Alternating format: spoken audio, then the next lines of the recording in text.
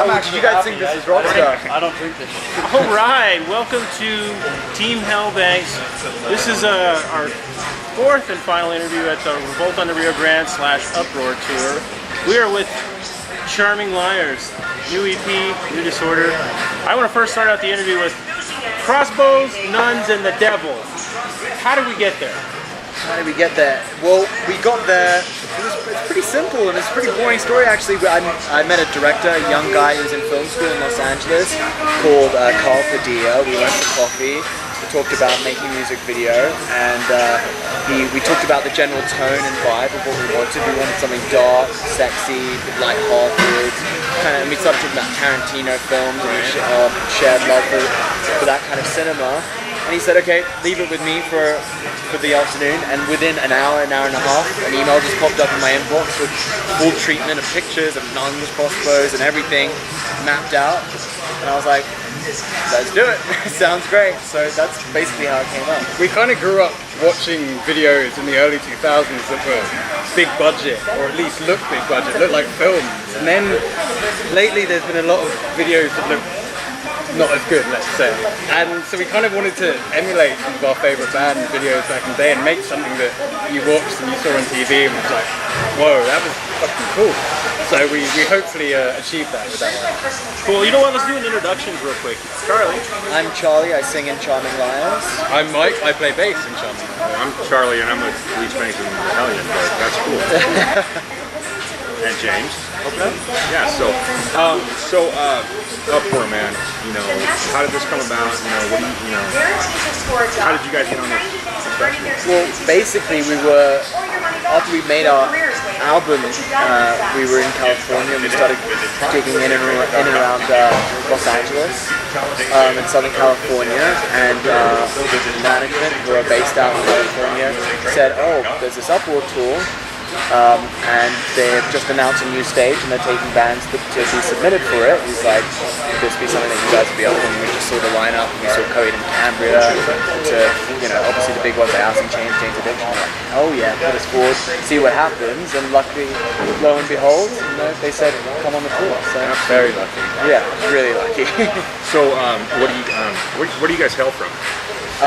Mike and I are from London, England, and our guitarist Karnik is also from London, England, and then the two other guys we met out in California. Okay, so you guys move over and kind of... Yeah, essentially we moved out to make the album, and we were kind of traveling back and forth, because we didn't have work visas initially, so we'd come for 90 days and then leave. And then eventually we got our kind of permanent work visas to stay and work in the States, and that's when we met the other two guys. Awesome. Well, you know, and you know, we've done a few other interviews today, and this is what I love about doing this kind of thing is you guys are fairly new to me, and that's not bad. That's a good thing, because you know I get tired of kind of hearing some of the same stuff out there. So it's so refreshing to me as a fan, somebody who loves this business, loves this music, to hear something new and go, yeah, that's what I'm talking about. That's very kind. Thank you very much. You know, that's rock and roll. That's what it's about. You know, you guys capture the essence of, you know, what rock and roll is all about. So, you know. Thanks, dude. Thank you. That's what we aim to do. That's how you hit my radar. Somebody, word of mouth, said, check out this band, Charming Liars, which I did. And then I saw the video, you know, nuns, crossbows, and the devil, and I'm like, wow, okay. You know, the sound was good, the vibe was good, and then lo and behold, you know, we got Uproar was coming here, and who do I see on the lineup? Yeah. Lion. That's nice how it all kind of pieced together like that. Perfect. Yeah, so we hit up your publicist, and they, you know, so we got it who we are. So, people who aren't familiar with Charming Liars, tell them about the music that you made. Tell us what kind of vibe you guys have. Not looking for a genre, Sure. but somebody were to, if you were to say, this is who we are. Well, it harks back to what I was saying earlier about the music we grew up with. And we kind of were teenagers in the late 90s, early 2000s, when nu metal was still pumping out some great bands, and there was that big American guitar tone, just, you know, that wall of guitars, and we just loved that. Like, there is something that it just hits the spot about, especially the American producers and how they make the guitar tone sound and the kind of energy that is portrayed in those records. We always wanted to make a record like that, and not saying anything bad against the English rock producers, but they just couldn't get that power that we wanted. So a lot of our sound comes from what we listened to when we were younger, and obviously we've moved things forward a little bit. We're not necessarily a new metal band, but definitely the kind of rock of 10 years ago now is a big influence for us. And we're also very big on pop melodies. There is something very simple about some of the Beatles songs that are pop music, and they're 4 chords, and they stick in your head all day, and so it's kind of marrying the two worlds together in such a way that, not comparing us to the Beatles or anything, but you know that. Well, no, and that's something I, you guys are capturing that cross, with the metal and the pop catchiness, but you're solidifying it with balls. Yeah. I mean, we were going for. And there's nothing wrong with the Beatles were a boy band. They were a pop band. Sorry, Mom. And then look at who do people cite as one of the most influential rock bands ever that's changed the face of rock and roll music? So, sure. Well, and you were touching on the American producers versus English producers, and you guys hail from a country that has spawned some really amazing bands, and a lot of people may consider them American rock bands. I mean, we're talking about Black Sabbath, Rolling Stones, Judas Priest, all in that European area. So I mean, you guys are coming from a very rich musically rock and roll country. Yeah, and it's interesting because, I mean, as Mike was saying, we did grow up, our first, love of rock records, a lot of them were recorded in the States. But it's funny when people listen to our music, even though there is that obviously that influence there, maybe it's an accent thing or a riff idea or something, just something a little kind of edgier or kind of, I don't know what it is, it's something European about it, and they hear like, oh, you guys have got that English sound. It's like, well, that's funny because we don't hear that at all. Right. But yeah, I think people take from it without specifying what genre it is. People interpret it in a different way. I think that the over-genreification of the music industry as a whole has divided everybody. Changing up. You hear neoclassical, post-grunge, speed, thrash, it's all rock and roll music. Yeah. At its core. Yeah, that's the way we think that too. And the thing that sticks with me is, I'm not really into grindcore. Right. Well, what? I mean, why do you got to classify everything? I'm like, well, just listen to this band. Well, I heard they're grindcore. I'm not into that. Yeah. Come on, man. And I think it puts this bad cloud over some bands because they put in this category. I think it's such unfair, man. It's all rock and roll. Which is what's great about the Uproar tour this year. It's such an eclectic lineup. Yeah. It's at the end of the day, it's just good rock and roll music across the board.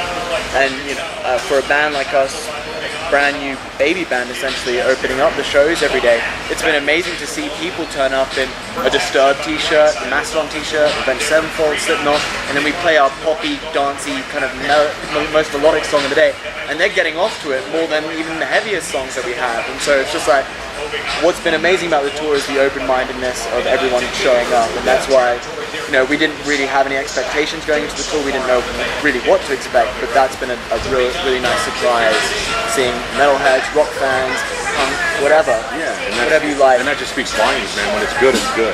If it's good music, it's good music. People are going to like it regardless. Yeah, no, it's been amazing. So, EP, you guys working on a full-blown record anytime soon? We've actually finished the album. Oh, great. We did it all in, well, I wouldn't say all in one chunk. We were working with Bob Rock, who produced the album.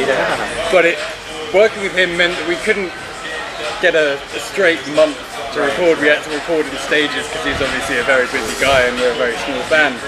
And we felt that it wouldn't do us justice to just throw the album out there. We wanted to kind of give people a taste of what we sounded like, and we felt the songs in the EP kind of represented our sound the best, and it gave us something to kind of bounce off, and especially coming on Uproar, something to sell. We didn't want to give away the whole album, and we're really happy with the songs on there and the rest of the album. We're looking forward to you guys to hear the rest of it. And even wanting more. Yeah, definitely. So if you got a chance, we're seen in 145 countries around the world. You got a chance to tell those people anything. Tell your fans what you want to tell them.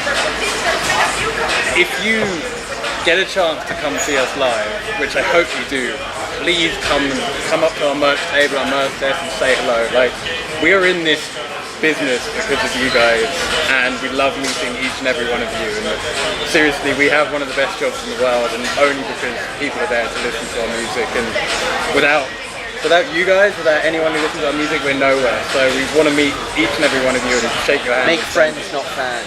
Exactly. That's cool. One other thing that I have, and then I'm going to turn it back over to Charlie real quick, is have you guys been starstruck by anybody on this lineup? There's been many moments. it's weird. I think one that we keep talking about is, well, no, actually, I wouldn't necessarily say it was like a starstruck moment, but it was just really cool because, as I was saying before, we grew up listening to Coheed and Cambria. It's a band we really love, and after one of the shows, they threw a party. They hosted a party and we played a game. What was it called? Cornhole, yeah. Great game of cornhole. And then Claudio, the singer, was serving the drinks. And so that was a kind of just a strange moment of like, hey dude, grab me a beer, or can you make me a vodka coke? Like that was a cool moment. And he was like really cool about it. But yeah, seeing like Dave Navarro walking around catering, or the thing that Perry really Farrell or something, that's awesome. The thing that really freaks me out is because of the way the stages are set up. We have two stages next to each other, so we have all the bands kind of hanging around backstage, and there'll be times when we're playing and we'll look over and there'll be like Duff McKagan just watching us playing, stuff like that. And that's kind of crazy when you're just playing, you see guys from Guns N' Roses just watching you, and you're just like, how did we get here? Like, what? We grew up in dingy London, and now we're in New Mexico, and there's members of Guns N' Roses and NXS just watching us, and you pass them in catering next to them. It's just weird, but Yeah, it's amazing. Can totally relate to that. We did a couple interviews in here a while ago. St. Ted was matter of fact, Beware of Darkness and the Chuck Saber show. We walked in and we looked over and there's Jerry Cantrell and Duff McKagan. It's like a whole table full of awesomeness over there. We're like, and for us doing this too, it's like, we've been doing this for a few years now, and we've been to some pretty cool places. We met some really cool people, and I'm very happy with the fact that I still get starstruck. That I'm not just, oh yeah, stuff okay, whatever. I'm still, like, I'm standing in the same room. He's right there. That's so cool. But you see them and you think about what they've achieved. And you think about what they've achieved, and you think about the influence they had on you. Yeah. And it's something, and you just want to go up and just shake their hand and say thank you. I don't be one of the crazy guys, they're like, oh my god. But anyway, so the album's finished. What's next after the release of the album? You guys have tour plans scheduled after that, or are you just kind of riding this one right now? We've got a couple more weeks left on our tour. It's been amazing. So we're kind of working our way back west at the moment. And as Uproar draws to a close, we start touring with a band called Sick Puppies. We're stoked about. That takes us back across the country a couple of times, so we're going to be out for another month with them. So it's no rest. The day we finish in Irvine, we drive to San Diego. We finish in San Diego and then we drive to Dallas. Back to Dallas, and then start another one all again. So where can we get this? You can get at all our shows, obviously, but also on iTunes or any of the major online retailers. It's all up there. And, please go buy it. Absolutely. So Hellion, Charlie, Mike, Charming Liars, awesome new band. Check them out. we're out. Thank you.